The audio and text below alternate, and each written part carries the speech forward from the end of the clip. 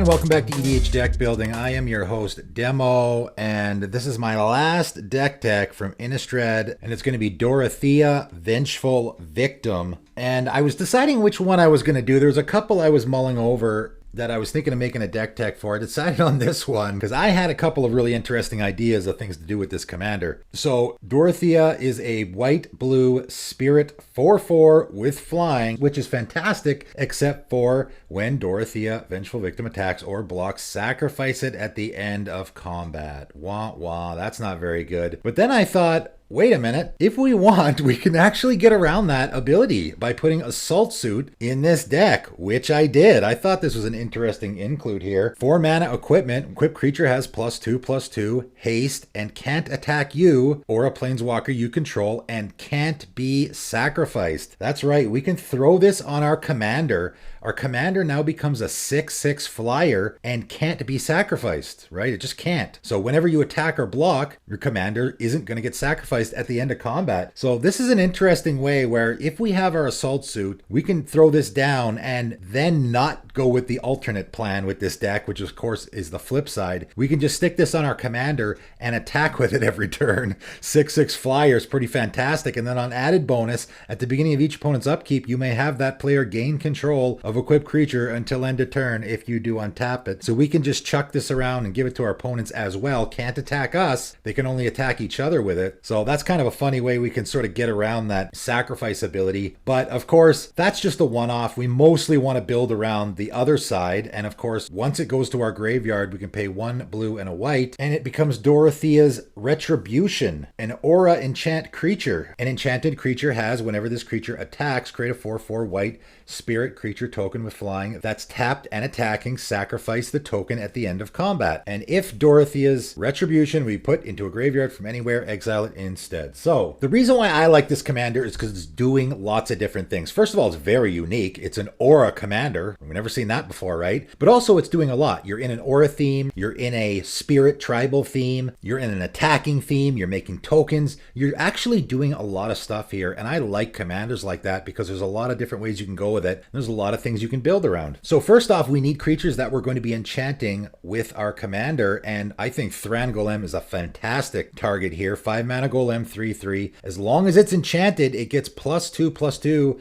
and has flying, first strike, and trample. So it's going to be a 5/5 flying, first strike, trample. Evasion is the big one here, right? We want the creature that is enchanted to be swinging every single turn. So evasion is going to be great. And of course, flying is one of the best ways to do that. If you got a creature with flying and an attack trigger, you're never going to have an issue getting that attack trigger because you're always going to have at least one opponent that doesn't have a flying blocker. However, that being said, I think my favorite target for this enchantment is Storm Surge Kraken. 3 blue, Kraken 5/5, has hexproof. That's the big one here. We want a creature that isn't going to be easily removed because then of course our Dorothea's Retribution goes away as well. But the really interesting part here is it has Lieutenant. As long as you control your commander, Storm Surge Kraken gets +2/+2 and has, whenever Storm Surge Kraken becomes blocked, you may draw 2 cards. And we're gonna control our commander. It's the aura that's gonna be on Storm Surge Kraken. So this is gonna be a 7/7 with hexproof. When it attacks, of course, we get the angel token. And then if our opponents want to block it, heck, that's fine. We'll draw 2 cards. So I think this is a great target for our commander. Also, though, we're gonna be in a bit of a spirit tribal here, and lots of spirits have flying. So I really don't think it's gonna be that difficult to find a target for our Dorothea's Retribution. Nebelgast Herald is a fantastic one. Drugskull Captain, right? They both have flying and they both have really handy abilities that are going to help with the spirits that we are making with our commander and also the other spirits in the deck. Whenever Nebelgast Herald or another spirit enters the battlefield under your control, tap target creature an opponent controls. So every time we make that spirit token, we get to tap down a creature. That's going to be great. Drugskull Captain, of course, is just going to give all of our spirits +1/+1 and hexproof. That's definitely going to be a great fit in the deck. I also have Patrician Geist from the last set, 2 and a blue Spirit Knight 2/2 also with flying. So again, really easy to put our commander on one of these creatures with flying and then easily be getting those attack triggers. Other spirits you control get +1/+1. Again, another nice boost effect. It's going to boost our other spirits and also our token. Remember, it is a spirit. Also, those spells you cast from your graveyard cost one less to cast. I mean, heck, why not? That disturb on our commander is a cast from a graveyard. So it's going to cost 1 and a blue. It's going to save us a mana there. Azorius Herald, I think, is an interesting one. 2 and a white spirit, 2/1. Can't be blocked. Hey, that's pretty good on any creature that you want to be attacking with all the time. When it enters the battlefield, we gain 4 life, and we have to pay a blue when we cast it or it gets sacrificed. That's not going to be an issue. Ghostly Pilfer is also another fantastic one. Has that really handy ability of whenever an opponent casts a spell from anywhere other than their hand, draw a card, right? So a lot of people will put this in their commander decks just because you can get a lot of card draw off of it. Also, though, you can discard a card and it becomes unblockable until end of turn. That's another great ability to have on a creature that maybe we want to put our commander on. Geist of Saint Traft. You know, I made the comparison, and the comparison is fairly obvious here between our commander and Geist of Saint Traft. The decks, I think, build similarly, but maybe not the same. I think a Geist of Saint Traft deck is more of a Voltron strategy. I mean, your commander's got hexproof. This is more of, I find creatures to put my commander on as an aura. And of course, Geist of Saint Traft is a perfect fit here. It's got hexproof. We put our commander on it, and when it attacks, we're going to get that 4/4 white angel token with flying from Geist of Saint Traft, and we're also going to get the spirit token as well. And of course, Geist of Saint Traft is also a spirit, so it's going to be getting all those pump effects that we have from our spirits as well. Some other spirits I threw in the deck, I mean, Skyclave Apparition's a fantastic one. Guardian of Faith is a fantastic one. These are just great cards that also happen to be spirits. Remorseful Cleric and Selfless Spirit. There's 2 cards that I put in so many decks just because they have very usable abilities of exiling graveyards and protecting your team. And I really like Twilight Drover, 2 and a white spirit, 1/1. Whenever a creature token leaves the battlefield, put a +1/+1 counter on Twilight Drover. Hey, we're going to have tokens leaving the battlefield all the time. That's the spirit token that we're creating every turn, right? It's going to get sacrificed, so that's leaving the battlefield. We do have other spirit token effects in this deck too as well. So Twilight Drover is going to be getting a +1/+1 counter on it at least every turn. Then we can pay 2 and a white and remove a +1/+1 counter from Twilight Drover to create a 1/1 white spirit creature token with flying. So just a fantastic fit in the deck. And also, as I mentioned in the spoiler video that I did, that spirit token is being sacrificed, not exiled, so it is dying. I think Proper Burial is a fantastic fit in this deck. 3 and a white enchantment. Whenever a creature you control dies, you gain life equal to that creature's toughness. So that spirit token is going to gain us 4 life every time it gets sacrificed at the end of combat. I think that's pretty good. I also threw Greater Oromancy in this deck. I mean, we really don't want our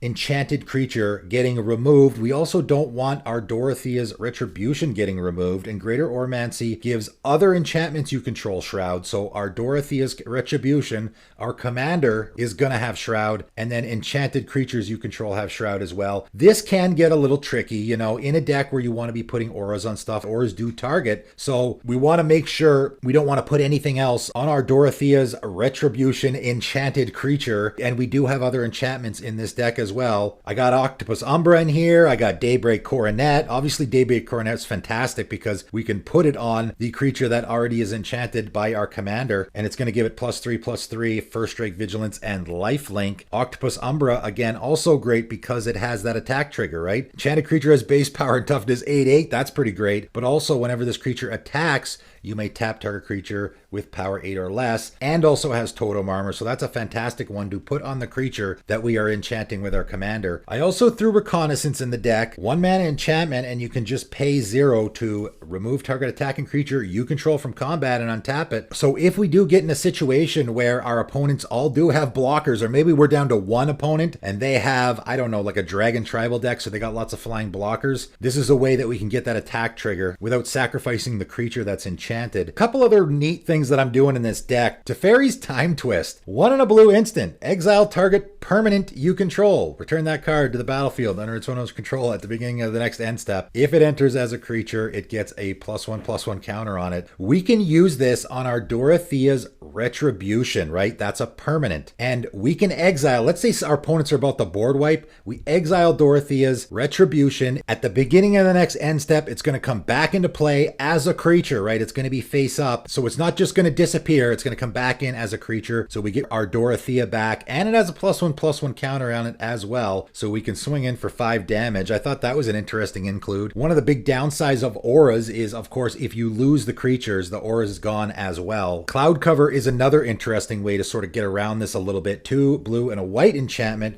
Whenever another permanent you control becomes the target of a spell or ability an opponent controls, you may return that permanent to owner's hand. This is really fantastic card that could just go in any deck. Anytime your opponent tries to remove any of your stuff, instead of just losing it, you just put it back in your hand and then recast it. So if our opponent targets any of our creatures, we can of course just bounce them to our hand. But also if our opponent wants to Krosan Grip our Dorothea's Retribution, now we can just return it to our hand and then play it again. Rootwater Matriarch is an interesting inclusion in this deck. I do have a few auras in this deck, as I said, and we can just enchant our opponent's creatures with them and then tap our Rootwater Matriarch to gain control of target creature for as long as that creature is enchanted. We can even use our commander this way. So I thought that was a funny include in the deck. Another really fun include in the deck is Ineaz, the Gale Force. We do have a little bit of a flying theme here, right? And Ineaz has 2 and 1 hybrid Azorius mana. Attacking creatures with flying get +1/+1 till end of turn. We got lots of spirits in this deck, and spirits typically have flying, so I think that's pretty good. But more importantly, whenever you attack with 3 or more creatures you control with flying, each player gains control of a non-land permanent of your choice controlled by the player to their right. We have a fair amount of flying creatures in this deck. We attack with at least 3, including our Ineaz. Our token that we create is not going to trigger this because that gets created at the same time that this ability triggers. So we'll need at least 2 other flying creatures. We attack with them all. This triggers. We're going to create that token, and then the token is what we're going to give to our opponent, right? We just give them that token that's going to get sacrificed anyway. And of course, then take something that we really want. Sovereigns of Lost Alara is a really good include in this deck. 4, a white and a blue spirit 4/5. So again, it's a spirit. It fits that theme, and it has Exalted, and you really could go a little bit more of an Exalted theme with this. I do have 33 creatures in this deck, so I think we are going to be attacking with multiple creatures a lot. If you wanted, you could go more of an Exalted route here. There is lots of great Exalted cards in Azorius colors. But more importantly, whenever a creature you control attacks alone, you may search your library for an aura card that could enchant that creature, put it onto the battlefield attached to that creature. So fantastic here. If I have my Sovereigns of Lost Alara in play, now I probably am only going to attack with my commander enchanted creature so that I can get this trigger, go get an Octopus Umbra out of my deck or a Daybreak Cornet or whatever. Really fantastic include in the deck, I think. But that is it. That is Dorothea, Vengeful Victim. I just think there's a lot of fun, interesting things you can do here. You can do the Spirit Tribal, you can do auras, or you could just straight up go with the Assault Suit. Stick that on your commander and then pile a couple more auras on your commander and really go to town and just go straight Voltron theme with this as well. I think that's an interesting way to go with it. The deck list for this is in the description below. Feel free to check it out, but that is it for today, and thanks for tuning in.